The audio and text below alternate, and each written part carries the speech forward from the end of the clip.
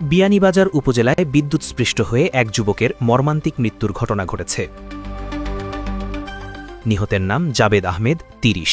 তিনি উপজেলার নয়া দুবাগ গ্রামের বাসিন্দা এবং মরহুম আব্দুল খালিক লন্ডনির ছেলে। মৃত্যুকালে তিনি স্ত্রী ও ২ শিশু সন্তান রেখে গেছেন।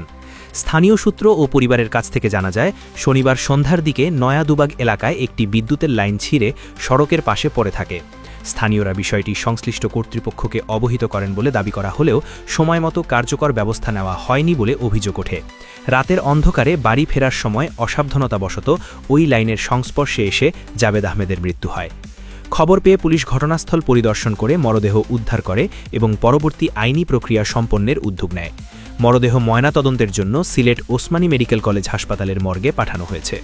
অন্যদিকে পল্লী বিদ্যুৎ কর্তৃপক্ষ অবহেলার অভিযোগ অস্বীকার করে জানিয়েছে, তারা বিষয়টি জানার পর প্রয়োজনীয় ব্যবস্থা নিয়েছে। এই অকাল দুর্ঘটনায় এলাকায় নেমে এসেছে শোকের ছায়া। উপার্জনক্ষম একজন মানুষকে হারিয়ে তার পরিবার চরম অনিশ্চয়তার মুখে পড়েছে। বিশেষ করে 2 শিশু সন্তানের ভবিষ্যৎ নিয়ে স্থানীয়দের মাঝে গভীর উদ্বেগ দেখা দিয়েছে।